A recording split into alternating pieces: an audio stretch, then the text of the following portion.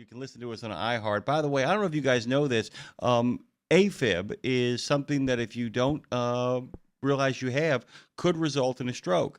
AFib is something that if you don't take the time to really find out and dig into, could lead to a lot of serious health conditions down the line. AFib awareness is, a matter of fact, rumbling, bumbling, stumbling. It's Awareness Month to a doctor's office near you. With that in mind, we are thrilled and over the moon to welcome our next guest on Highway to Health, one of the longest running segments here on all things RadioNemo.com. It is our pleasure, by the way, to welcome Dr. Miguel Leal. He is an electrophysiologist at Emory University, and we're thrilled to have him this morning. Welcome, welcome, welcome. Well, hello, everybody. Thank you very much for having me today. It's a great opportunity to be here to talk a little bit about atrial fibrillation and beyond. Let's kind of dig into it. Let's just kind of get right to the heart of the matter, pun intended. Let's talk about what it is and what the risks involved with having it unchecked. Oh, that sounds great. I think, first of all, it's great that we're discussing this because this is mid-August and we're about to start September, which is the Atrial Fibrillation Awareness Month. And the reason why an entire month has been dedicated to awareness of this condition is because of how common it is and how incredibly prevalent it has become in our adult population in the United States and all over the world. Atrial fibrillation is a very common form of irregular heartbeat. It's a cardiac arrhythmia. It's a heart rhythm disorder. And it's characterized by very fast and very irregular heartbeats because we normally have one natural pacemaker in our hearts, one that we are all born with. And that pacemaker is designed by nature to beat approximately 3 billion times, give or take a billion, depending on how long we live on Earth.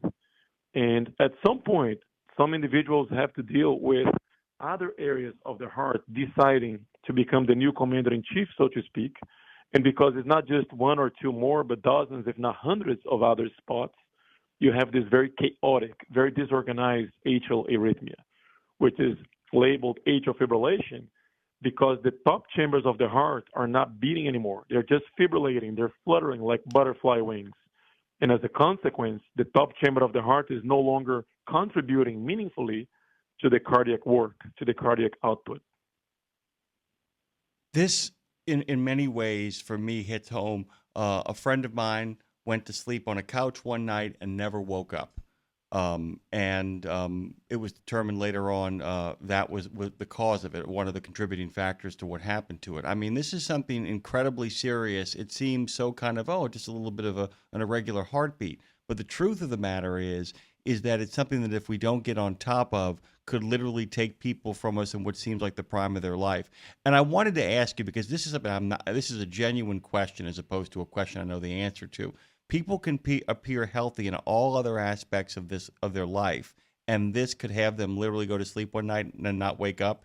Have I got that correct, doctor? Yeah, unfortunately, atrial fibrillation is an arrhythmia that it can cause problems to patients in multiple ways. So you are correct when you say that it can certainly contribute to abbreviating somebody's lifespan. One thing we noticed, and on behalf of the American Heart Association, this message is a message that has to be distributed as widely as possible, and this is why this opportunity this morning is precious. This arrhythmia is unbeknownst to the majority of people who have it. So some studies have shown that up to 60% of people with atrial fibrillation may not be aware of the condition because while some of us are very aware of our heartbeats, some of us are very aware if you have an extra heartbeat here or there, the majority of us are not. The majority of us may have the heart beating fast and irregular and not really be aware of it until you go for a routine check with your doctor, with your primary care physician or your cardiologist. And then he or she will listen to your chest, listen to your heart. And if it's suspected that you may have an irregular heartbeat, the next step is usually to have an electrocardiogram, an EKG, which basically will show us the tracings that represent the electrical activity of the heart. And that is when the diagnosis can be formally made. And the reason why this matters so much is because, A, you want to make sure the patients who have it know it so they can receive adequate treatment. Otherwise, you can never be treated for something that you are unaware of. But also, the two main reasons atrial fibrillation needs to be monitored upon is because it can cause heart failure and stroke. It can cause heart failure by having the heart work a lot harder than it needs to. So imagine if you were to pick up the pen on your desk and lift it up and down, this is no effort whatsoever. But if you did that millions of times, your biceps at some point would give up. It would not be able to do it, no matter how light the pen is. So similarly, the heart is designed by nature to beat. For the heart, the beat is not necessarily extra work. But if you're doing that way more than you should over several days, weeks, or months, you can see how that could lead to heart failure. And you heard me also talk about a stroke, because those top chambers of the heart, those atria, when they're not beating the way they should, when they're just quivering or fluttering, there is not a lot of movement happening in that chamber as far as the blood goes. And every time the blood stagnates, it can form a clot or two. And if those clots decide to travel to the brain on any given day or night, they could cause a disabling, devastating stroke. So those are the two main ways that atrial fibrillation can hurt someone, can abbreviate somebody's lifespan, and cause serious issues, not just in terms of quantity of life, but also quality of life. So heart failure and stroke are the enemies to be dealt with here. And just to put numbers into this statement, the risk of stroke for somebody with atrial fibrillation can be 5 or 6 times higher than for somebody with the same age without the arrhythmia. Let me ask you another question. Does it develop in the sense that are people born with it, or is it or is it a mixture? The idea that some people have it from the beginning, does it develop? I mean, like I said, once again, asking a question I don't know the answer to, because I'm kind of curious as to whether or not people didn't catch it early and then catch it later. I mean, how do we know that maybe something might be a little bit wrong? Because as you said before, a lot of people don't even know it's happening. 60% is the number you actually threw at us. How do we recognize it, but also how soon can we recognize it? That's a very good question, because we start to see a change. Atrial fibrillation used to be a disease of the elderly among us, folks older than the age of 70 or 80. But as our habits change as a society, as we see an epidemic of conditions that cause or contribute to the onset of cardiac disease, things such as diabetes, obesity, sedentary lifestyle, cigarette smoking, which fortunately is lower than it has been before, but it is still a reality for a fraction of our population. So all those risk factors, and a lot of them have to do with the westernized lifestyle, right? So a lot of us don't eat as well as we should, and certainly do not exercise as often as we need to. So this has contributed to atrial fibrillation being detected at younger ages. Now, your question was very pertinent. Is this something we're born with? Typically not.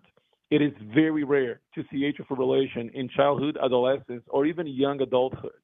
It's a disease that usually shows up somewhere between 40 and 50 years of life, and then the incidence grows with age.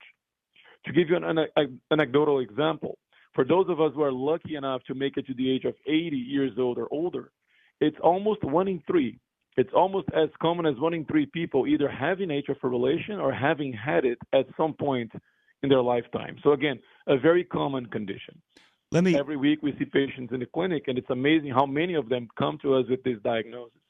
Okay, so you talk about the idea of 2 billion, 3 billion, maybe if we're on the house's money, 3.5 billion. Is part of it just genuine wear and tear, that human beings are designed by the great cosmos to kind of just wear out at some point? So when we see it develop very, very late, is that not simply a matter of lifestyle, but the wear and tear on the heart? That's a great question. So if you have somebody with a very healthy lifestyle, he or she could still develop atrial fibrillation. You are correct. The fact that you have risk factors may make it happen sooner, and more importantly, may have more deleterious consequences on the heart, more negative consequences, because the heart is already affected by coronary artery disease or blockages that prevent adequate blood flow to the muscle itself. It may be affected by chronic inflammation, which you see in obesity, which you see in sedentary lifestyles. But you're right. If you remove all of that, at some point, just by aging alone, you could develop atrial fibrillation. In fact, we teach our patients, every time a patient comes to me and says, "Doctor, why me?" I tell them, this is a condition that just by growing older, we become more predisposed to. Now, our job is, rather than just accept it as a fact of life, is to work with our patients to ensure that this disease, this arrhythmia, which is so prevalent and so common, does not cause any impact to how long they will live or how well their quality of life is going. And that's why being aware of it, having it diagnosed at the right time, not too late, will spare the patient from developing or dealing with consequences such as those two that I mentioned before, heart failure and stroke, which are very serious and can certainly decline or decrease how long somebody lives. It's interesting. We always have Highway to Health the same day as we have Maintenance Matters. We have a segment. Most of your listeners, by the way, are over-the-road truck drivers, many of whom are sometimes too tough to get the doctor's appointments that they should probably get. We do the first part of the show talking about truck maintenance, this segment talking about life maintenance. I was curious, though, when people start to kind of look for the signs and kind of, you've given us some negative ways to prevent it, meaning like don't smoke, don't eat the foods that are wrong for you, make healthy choices. What are some proactive choices that we can make to kind of maintain, to do maintenance on ourselves, to make sure that it isn't our heart that gives out? Well, I mean, from afibrillation, that's not what gives out when we come to the end. Right. So another great question. So one of the most common toxicities that may affect the heart and predispose somebody to atrial fibrillation is the use of alcohol or certain recreational drugs. Anything that stimulates the heart, and it can also serve as a toxin, can predispose the heart to developing that arrhythmia. So let me tell you a story here. It is very common to see patients arrive in the emergency room on Sunday night or Monday morning in atrial fibrillation, and they can be young. They can be in their 30s or 40s. And when you ask them what happened, they usually will say that they had a special celebration, they went to a wedding or to somebody's bachelor's party, and as a consequence, they drank more than normally would. It's even a condition that is called holiday heart syndrome for that reason. It's associated with excessive imbibing and celebration. So being mindful of that and avoiding excessive exposure to toxins, and that includes alcohol, is one way that one can prevent the onset of atrial fibrillation at a younger age than it should, or prevent it altogether. Exercising is another one that I think is not mentioned widespread enough in our society. I think we all have this idea and this notion that staying active and exercising is a good thing, and it certainly is, but we don't dedicate as much time and effort to it as we should. We tell patients that the prescription for exercising should be about 30 to 45 minutes of aerobic activity, 3, 4, 5 times per week. And what matters the most is not how fast you walk, how quick you are, but just how consistent you are on that effort. And it could be walking, bicycling, swimming, jogging, whatever appeals to a person, to him or her. Because, again, these are things that sometimes can be easier said than done. But once one decides to prioritize his or her health, these have to be important parts of the conversation, of the lifestyle changes. So avoiding cigarette smoking, cutting down alcohol and avoiding excessive alcohol consumption, being physically active. And again, to repeat those numbers, 30 to 45 minutes, 3 to 5 times per week in a consistent fashion. These are things that will definitely improve your overall cardiovascular status. They'll give you cardiac fitness, if you will, and they will make arrhythmias like atrial fibrillation, one, less likely to happen, and two, if they do happen, they'll be less likely to affect you in a very serious way because you'll have a healthy heart to ride the storm until you can receive adequate medical attention. By the way, guys, we're joined by Dr. Miguel Leal. He is an electrophysiologist at Emory University. He joins us on the eve. September, by the way, is AFib Awareness Month, all of September. Okay, so I have more of a kind of a specific question. So one of the kind of great reliefs that has been brought to many young people around the world, in this country, in Europe, South America, is that we are beginning to recognize more neurodivergent issues, in the sense that we are able to no longer have kids who can't focus in classrooms. A lot of the medication, often what I would call responsibly prescribed, does involve things that actually accelerate the heart. Stuff like Adderall, Vyvanse, a lot of other kind of medications. And those medications in many ways become lifesavers in regards to people's ability to manage their lives and focus. A lot of those are stimulants, though. If, in fact, somebody is actually taking stimulant kind of medicine, prescribed, responsibly administered, does that pose any risk in regards to AFib? And what are some countermeasures that still allow a person to enjoy the quality of life the medication affords while at the same time taking care of? Is it simply just a matter of counteracting it or balancing out with all the healthy requirements you just mentioned? Outstanding question, because it's relevant to today's day and age. As you indicated very well, these medications have helped a lot of people. When responsibly prescribed, they can actually be night and day in terms of bringing quality of life back to individuals who dealt with all sorts of learning and cognitive issues arising from conditions such as hyperactivity or attention deficit. And yes, these medications do stimulate the adrenergic system to some extent, which means that it puts you a little bit more on edge when it comes to cardiac activity. You're going to have a slightly faster heart rate in some cases. And conceivably, if you take these medications well into adulthood, they could increase your probability of having arrhythmias, atrial fibrillation being one of them. We're talking a lot about AFib or atrial fibrillation, and we should because it is the most common form of irregular heartbeat. But there are other modalities of cardiac arrhythmia that can also be associated with medications like the ones that you mentioned. And the best way to go about it is, number one, to be aware of that. So you're going to be hopefully connecting with your physician once a year or whichever frequency is appropriate for you, so that if an arrhythmia were to develop, it would be promptly recognized and addressed. And addressing the arrhythmia could sometimes mean that you have to change your medical regimen. You may have to decrease the dosage, or you may have to use a different medication to minimize the impact that the original treatment had on your heart. The good news is most of the time, those medicines are prescribed to people in a younger age group, either children or adolescents or young adults, which by definition tend to have less incidence of atrial fibrillation. But again, it's a case-by-case scenario. If somebody who is taking a medication such as methamphetamine or Adderall requires or develops a cardiac arrhythmia, he or she will require special attention from their clinician. They may have to modify the treatment ever so slightly to minimize the impact or any negative impact this could have on the heart. And the second part of your question is key. Counteracting that risk with lifestyle changes will only help. Because if you are an active, non-sedentary person who eats as well as you can, who tries to enrich in your diet with fruits and vegetables and not as much with oil, polysaturated oils and things that we know will be negative and cause inflammation and chronic atherosclerosis, which is blockage build up in your arteries. All these things that we can do on a day-to-day basis will make those medications less likely to have a negative impact on the heart as a whole. Okay, so we talked about ramping things up with those kind of drugs. And by the way, if guys, you don't know, by the way, those drugs actually often end up making the person who takes them feel like they're finally slowing down and able to focus. Let's pivot to sleep and the role it plays, and healthy sleep cycles and sleep patterns, and the role it can play in helping people, like I said, along with going to their doctor and getting checked out. But talk to me a bit about the role of sleep or lack thereof plays with people who have AFib.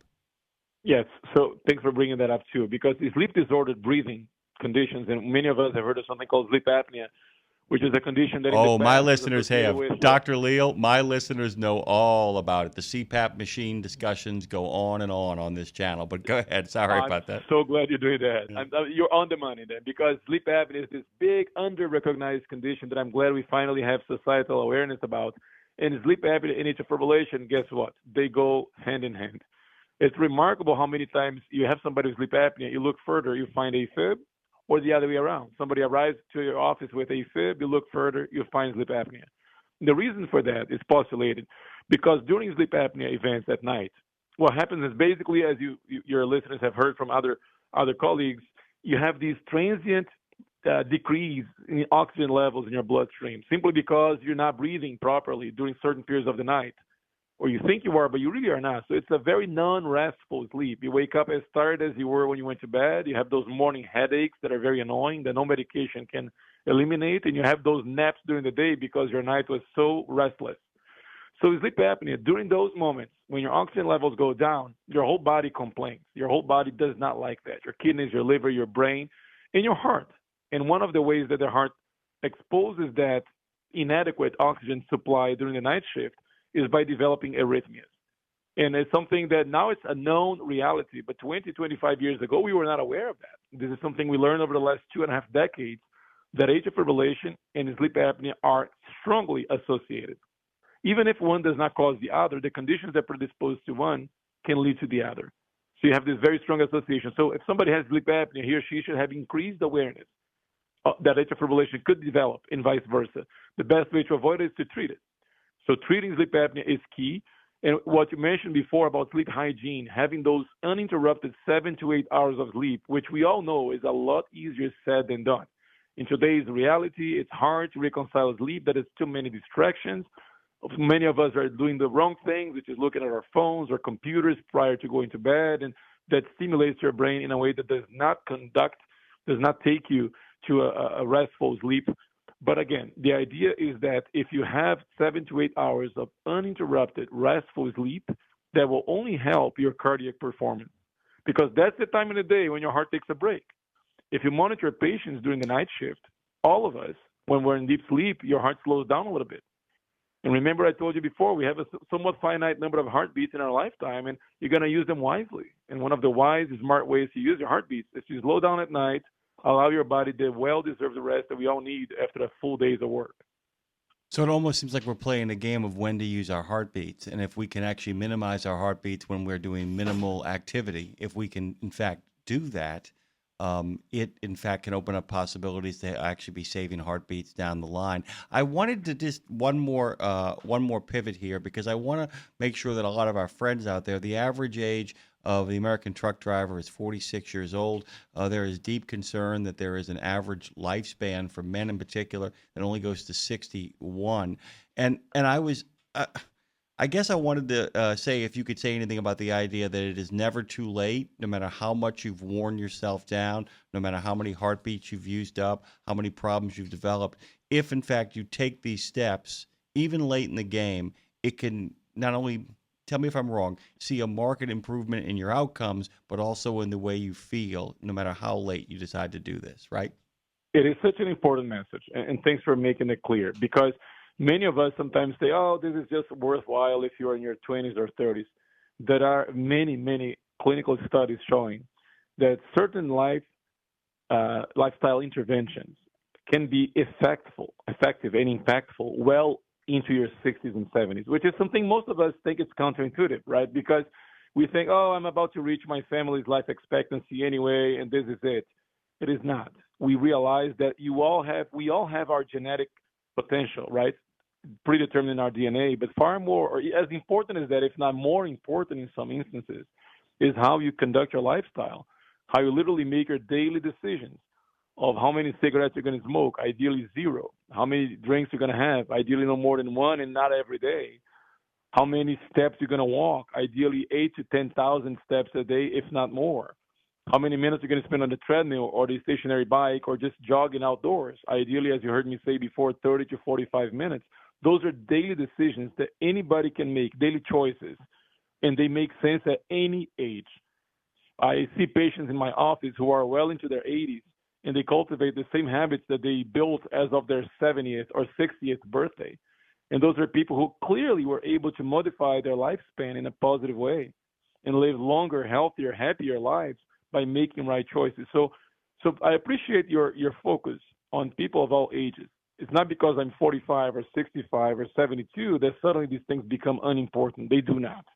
And there are, again, clinical studies. It is not just Dr. Leal saying this morning or some other doctor or some other nurse. This is something that is consensual in the medical field, that lifestyle changes, healthier choices can be made at any point in somebody's life. It is clear that the earlier, the better. Making those choices today is going to yield a better outcome than if you make them in a week or in a month, but it's never too late to make that decision. Dr. Miguel Leal joins us this morning, and thrilled to have you, by the way. And I speak of what I know. My father is now 82. At 80, he weighed 320 pounds. He now weighs, through healthy choices, 260. And to watch a man go from having to be helped up the stairs to actually walking in the house yesterday in a suit that was probably hung on his body, and that he actually was walking without even the benefit of his cane, reminds us all that there are choices we can make.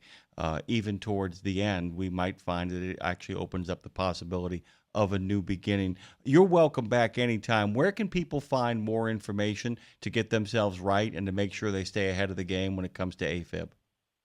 Absolutely. So fortunately, we have a plethora of good websites out there that are directed for physicians, for healthcare professionals, and for patients as well, with language that is accessible to all of us. I would suggest the main cardiology societies here in the United States that deal with heart rhythm disorders, such as the American Heart Association, the American College of Cardiology, and the Heart Rhythm Society. Those three, and I'll repeat that, the American Heart Association, the American College of Cardiology, and the Heart Rhythm Society. They have excellent patient-facing materials in the websites that will be able to hopefully reinforce the message that we touched upon this morning. And again, this is the reason why almost 20 years ago, the decision was made to dedicate a month to this disease was not a a light decision. This was based on the recognition that this disease is very prevalent. It affects millions and millions of Americans. And as we discussed before, greater than 60% of us who have it are not aware yet. And I think your program is doing a phenomenal job this morning as far as the public health message of spreading the importance of knowing the topic, not making it a taboo, because it is not. It's a disease that deserves to be treated so the patients can live longer and better. And those websites that I referred to should be great resources to look into as a follow-up to today. Electrophysiologist at Emory University, Dr. Miguel Leal, has joined us this morning. It's been an absolute pleasure. As I said before, you're welcome back anytime. And by the way, thank you. I'm a big fan of this, that it's never too late. As long as you're breathing, as long as that thing is ticking, there's still a chance to kind of make sure that the quality of life improves. Thank you so much, Doctor, once again for being with us. You're most welcome. Yeah, thank you for having me today. You're all welcome, and everybody enjoy the rest of the day. Thank you, sir.